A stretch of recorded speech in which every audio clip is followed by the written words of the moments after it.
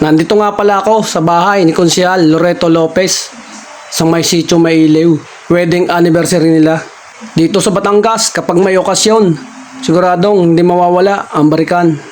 Kapag dumating ka at nakilala sa umpukan nagiinuman, tatawagin at pasyasyatin ka. Dito mo makikita kapag magaling kang makisama, maraming dumarating na bisita.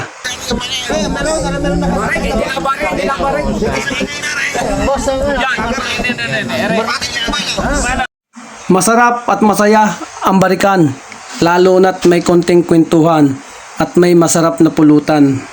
Lalo nang sasaya ang inuman kapag may lasing na at may nagsasayaw sa umpukan. Okay, okay.